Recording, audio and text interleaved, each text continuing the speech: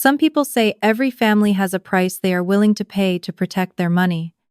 4 days after I delivered my daughter alone in a Houston hospital room, my father-in-law walked in wearing his best belt buckle and his coldest smile, dropped a certified bank draft for $4, $1 million on my lap, and told me the price of my child was exactly that number.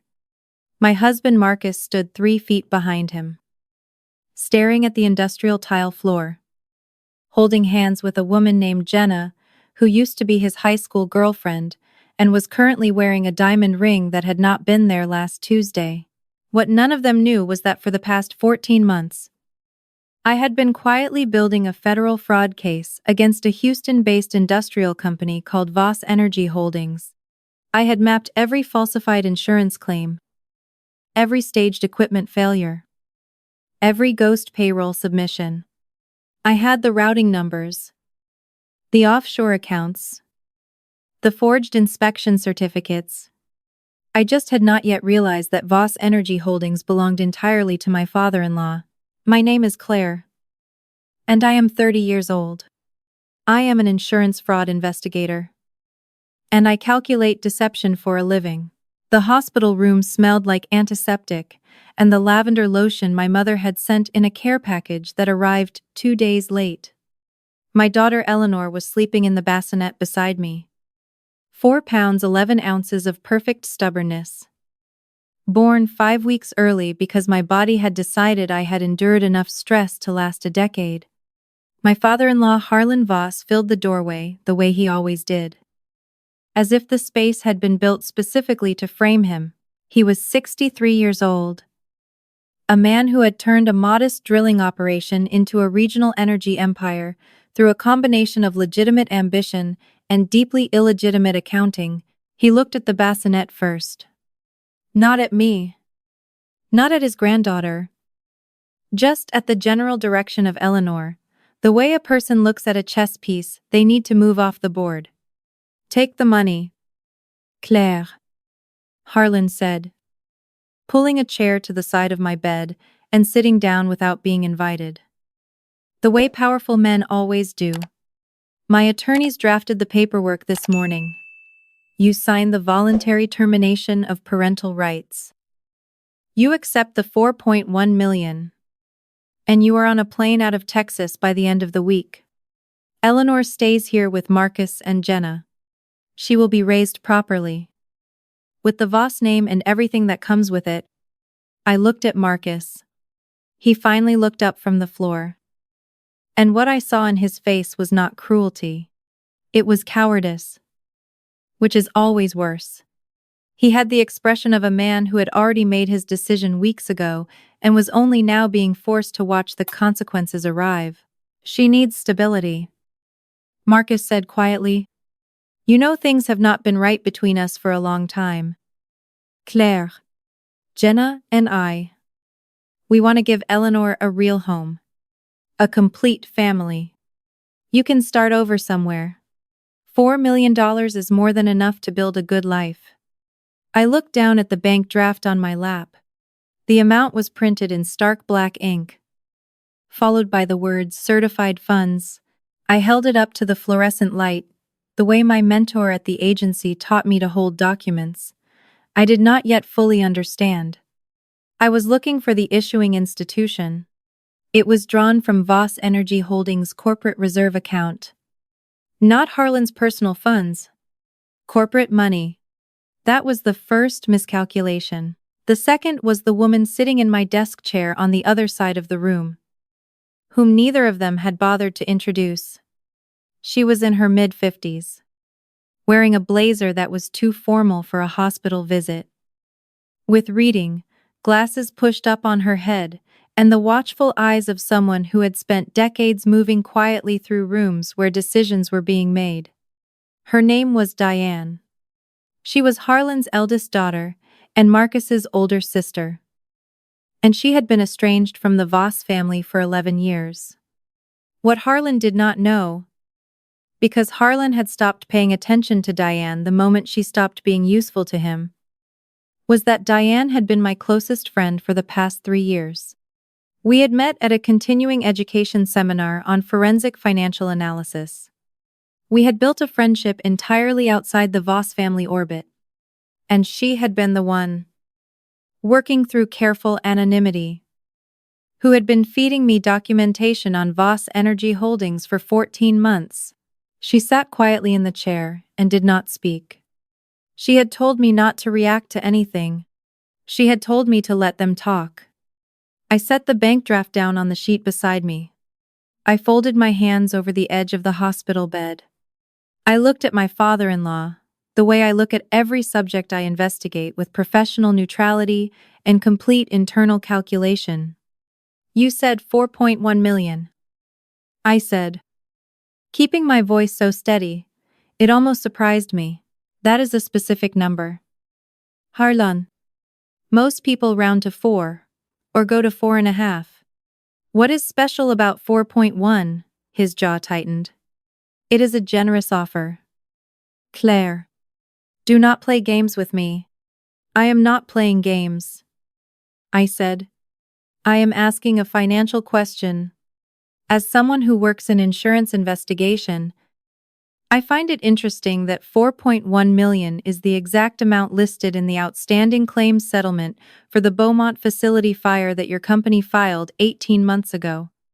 The one currently under review by the Federal Insurance Fraud Division." Harlan went very still. Marcus looked up from the floor again. "I need the wire transfer, not the bank draft," I continued calmly, because I needed him to believe I was accepting the offer. I work in financial compliance. A bank draft drawn from a corporate account takes up to 5 business days to clear, and given that Voss Energy Holdings is currently the subject of a federal audit, there is a reasonable probability that a large corporate withdrawal gets flagged and frozen before it ever reaches my account. If you want my signature on these documents tonight, you will authorize an immediate irrevocable wire transfer into my personal account before you leave this building." Harlan looked at me for a long moment. He had the expression of a man recalculating. He had come in here expecting tears, desperation, perhaps anger. He had not expected liquidity risk analysis from a woman 4 days postpartum in a hospital gown. He pulled out his phone. He stepped into the hallway to make the call. I heard him speaking in a low-controlled voice to someone named Robert, instructing an expedited transfer from the corporate operations account, priority routing. Marcus sat in the second chair and looked at his hands. Jenna had not spoken since they arrived. She was scrolling through something on her phone, her ring catching the overhead light every time she moved her hand. Diane met my eyes from across the room. She gave me the smallest nod. 14 minutes later, my phone vibrated on the tray table. I picked it up and looked at the notification from my bank.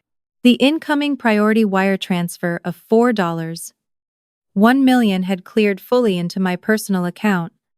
The funds were liquid and entirely under my control. I reached for the stack of documents Harlan had left on the bed.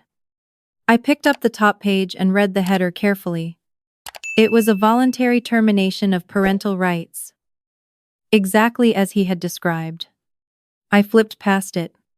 The second page was a non-disclosure agreement. The third page was a residency restriction, preventing me from returning to Harris County for 10 years. I folded those 3 pages and set them on the tray table to my left. Beneath them was the fourth page. It was a document that Diane and I had spent 6 weeks preparing through a private attorney she trusted in Austin. We had printed it on paper with a matching weight and font to the rest of the packet. It was an irrevocable authorization for the release of financial and corporate records held in the name of Voss Energy Holdings to the Federal Insurance Fraud Investigation Unit, signed under the authority of any party bearing the corporate account seal and countersignature. I had placed it in the document stack the night before Harlan's visit. While the nurses changed shifts, Harlan returned from the hallway. I held up the stack. Pages fanned slightly, so the visible signature line was on the fourth page. "I want to confirm the wire cleared before I sign," I said. He looked at my phone screen. He saw the confirmation notification. He nodded. I signed my name smoothly on the authorization line of the 4th page. I handed the stack back to him. He pulled out his own pen and countersigned below me. Pressing the corporate embosser he had brought in his jacket pocket onto the lower right corner without reading a single word above his name. He had just authorized the voluntary release of Voss Energy Holdings' entire financial records to federal investigators, signed with his own hand. With the corporate seal, he tucked the folder under his arm. Satisfied, he looked at the bassinet one more time. My attorneys will file the formal custody transfer paperwork Monday morning, he said. I looked at Eleanor, sleeping in the bassinet. I did not cry. I did not say anything. I waited for them to leave.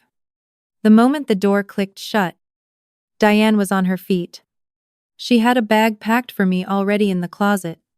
She had arranged everything 2 weeks in advance. She had a private car waiting at the hospital's South Service exit.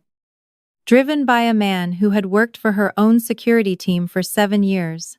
I had already signed the voluntary discharge paperwork at 6 in the morning. Before Harlan ever arrived. I lifted Eleanor from the bassinet and wrapped her against my chest in the carrier Diane had packed. I removed my IV line, pressed gauze against my wrist, and pulled on the loose clothes Diane handed me. We were in the car 8 minutes later. While we drove north toward the safe house Diane maintained in a quiet suburb of San Antonio, I opened my encrypted work laptop and sent a single email to my federal contact at the National Insurance Crime Bureau. The email contained the signed and sealed authorization document, scanned at high resolution. It also contained the complete 14-month investigative file I had been building on Voss Energy Holdings, including the Beaumont facility claim, 2 additional staged equipment losses in Corpus Christi, a network of shell companies used to inflate property values before filing, and the names of 4 external adjusters who had accepted payments to approve fraudulent claims. I hit send. I closed the laptop. I looked out the window at the flat Texas highway and breathed for the first time in what felt like 4 days. I want to tell you what happened next. But first, I need to tell you something about Harlan Voss that explains everything about the week that followed. Harlan was not simply a dishonest man. He was a man who had been dishonest so successfully for so long that he had genuinely lost the ability to conceive of being caught. He had operated with the specific arrogance of someone who had bought his way out of every previous consequence. When the federal audit on Voss Energy had begun 14 months ago, he had assumed it was a routine inquiry that his legal team could manage quietly. He had no idea the investigator assigned to the case had married his younger son 11 months before the audit opened, and that she was considerably better at her job than the attorneys he was paying to delay the process. When Harlan discovered, 2 days after the hospital visit, that the document he had signed and sealed was not a parental rights termination but a federal records authorization, he did not immediately call his lawyers. That was his 3rd miscalculation. Instead, he called Marcus.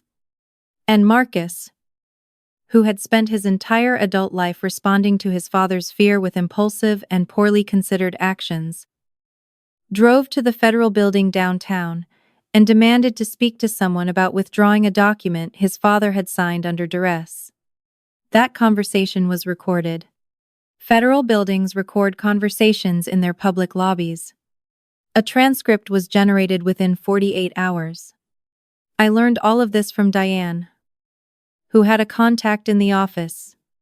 I was sitting in her safe house in San Antonio, feeding Eleanor and running financial models on my laptop. When she walked in and handed me her phone with the news, Harlan had retained a crisis communications firm by the end of that same week. The strategy was predictable before the federal investigation could generate any public coverage. He would establish a competing narrative. Within 72 hours, A carefully sourced story appeared in a Houston business publication suggesting that a disgruntled former employee of a major regional energy company had filed a fraudulent federal complaint in retaliation for a family dispute. The article did not name me. It did not need to. The business community in Houston is small and specific, and the implication was clear to everyone who mattered.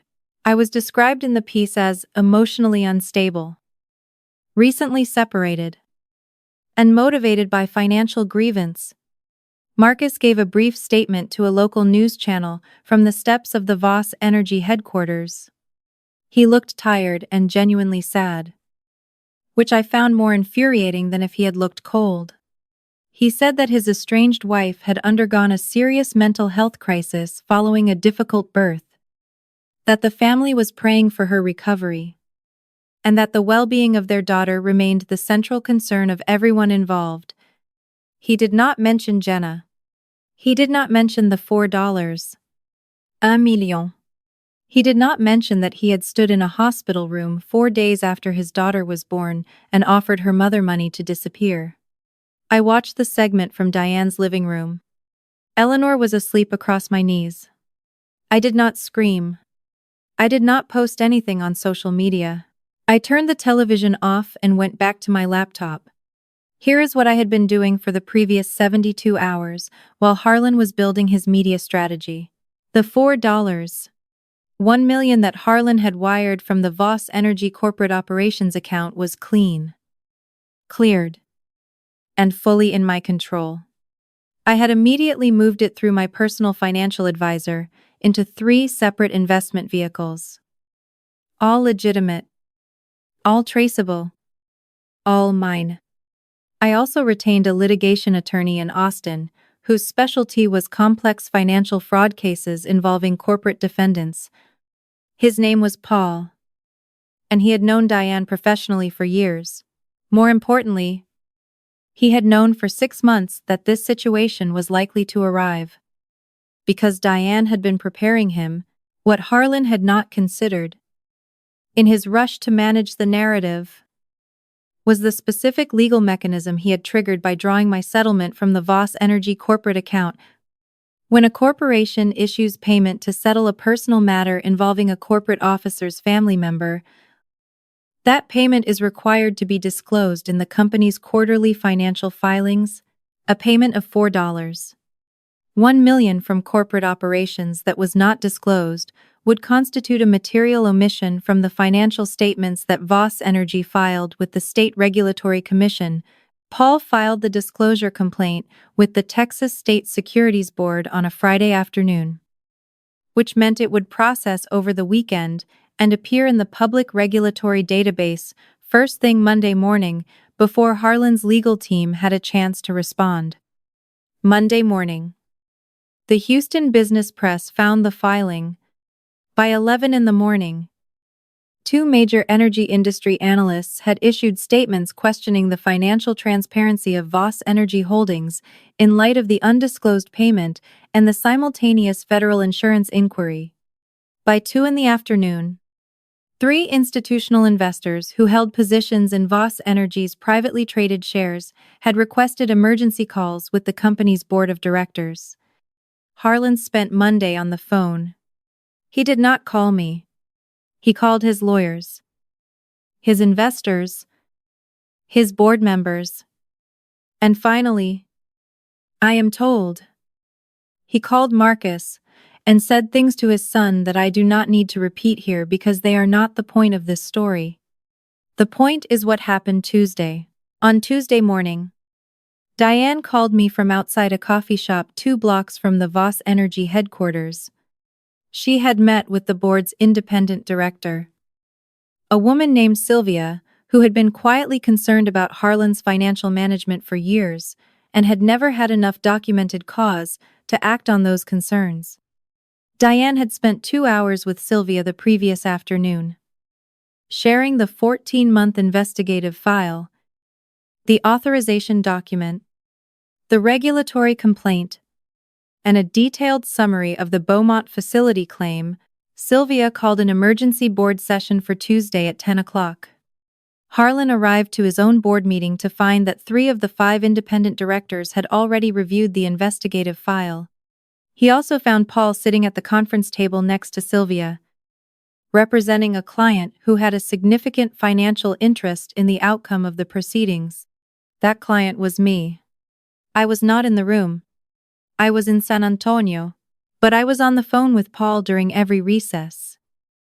And he was feeding me information in real time. Harlan attempted to reframe the investigation as a personal vendetta. He attempted to discredit the documentation. He attempted to have Paul removed from the meeting on procedural grounds. None of it worked. Because the documentation was not circumstantial, it was a 14-month evidentiary file assembled by a credentialed federal fraud investigator using industry-standard methodology. The board members were not looking at allegations. They were looking at evidence. At 1:45 in the afternoon, the board voted to place Harlan Voss on immediate administrative leave, pending a full independent audit. The vote was 4-1. The one dissenting vote was a board member who had been Harlan's college roommate and would later resign before the audit concluded. Marcus was not on the board. He had a minor equity position in the company and a title that sounded important and came with a salary but no actual governance authority. When the board's decision was announced internally, he was sitting in his office on the 14th floor and apparently had to be told 3 times before he understood what had happened. I heard about it from Diane, who texted me a single line, "It is done." I put my phone down. Eleanor was in her bouncy seat on the kitchen table, looking up at the ceiling with the concentrated expression she made when the afternoon light moved across the wall. I sat there for a while and just watched her. The federal insurance fraud investigation moved faster after the corporate authorization document arrived. I was not the lead investigator on the case any longer, since my personal connection to the subject created an obvious conflict. But I had handed off my complete file to the supervising agent 3 weeks before Harlan's hospital visit. When Diane and I had determined that the situation was approaching a point of no return, my supervisor had been fully briefed. The file was in motion without me. Harlan was formally charged 14 weeks after Eleanor was born. The charges included insurance fraud, wire fraud, and conspiracy to defraud a federal agency. His bail conditions included surrender of his passport and a prohibition on accessing Voss Energy corporate accounts. The civil litigation surrounding the undisclosed corporate payment, which my attorney Paul had filed with considerable precision, resulted in a negotiated settlement 6 months later. The terms required the return of a portion of the original payment, which was structured as corporate recovery, and the formal acknowledgement that the payment had been made and not disclosed. Harlan paid personally, not through the company. It was not the most financially dramatic outcome, but it was the one that created a clean public record. Marcus filed for divorce first, which his attorney apparently advised as a strategic move to control the narrative around asset division. It did not work the way they hoped. Texas is a community property state, and Paul had been tracking the marital asset picture for 7 months. The divorce proceedings lasted most of the following year. I want to tell you honestly what the custody piece of this felt like, because I know that is the part that matters most, and I do not want to pretend it was simple. Harlan had not actually filed the custody transfer paperwork he threatened. He had been moving too fast on the hospital visit, operating on arrogance instead of planning. And he had assumed my signature on those documents was the end of the matter, when it turned out he had not signed what he thought he signed. The custody situation was exactly what it had been before. Eleanor was in my care. I was her mother. And Marcus had not filed any legal action. His attorneys eventually filed for joint custody as part of the divorce proceedings. The judge reviewed the circumstances of the hospital visit, the recorded conversation in the federal building lobby where Marcus attempted to withdraw his father's authorized signature, and the series of text messages between Marcus and Jenna that Paul had obtained through discovery, several of which discussed the planned hospital confrontation in advance. The judge awarded me primary physical custody with supervised visitation for Marcus pending completion of a co-parenting evaluation. It was not a vindictive outcome. It was a proportionate one. I did not feel triumphant in the courtroom. I felt tired in the way that people feel tired when something that required enormous sustained effort finally ends. I felt clear. The way the air feels after a long rain. Diane was waiting for me outside. She had brought coffee and a breakfast sandwich, and she handed both to me without saying anything because she knew I was not ready to talk yet. We sat on a concrete bench in the courthouse plaza for 20 minutes while I ate and watched pigeons navigate the foot traffic. I could not have done any of this without you, I finally said. She looked at me sideways. You did the actual work? I just knew where to aim you. You knew for years what he was doing. Why did you wait? She was quiet for a moment. Because I did not have anyone I trusted to do it right, she said. And then you walked into that seminar and started asking better questions than anyone in the room. And I thought, there she is. I did not know how to respond to that. So I just finished my coffee. I want to tell you what happened to the people who stood in that hospital room.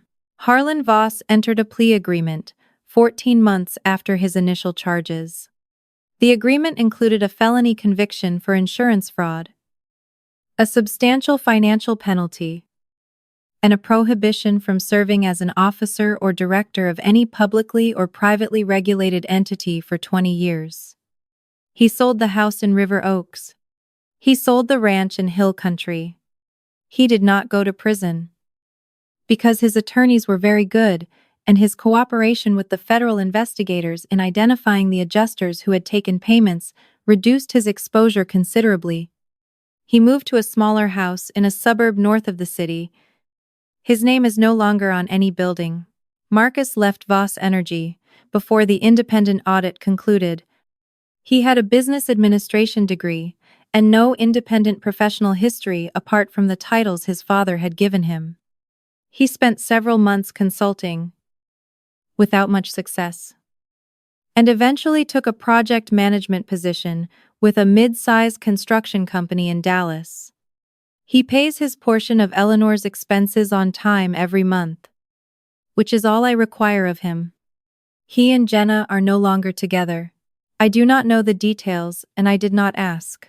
Jenna herself is not a villain in my telling of this story.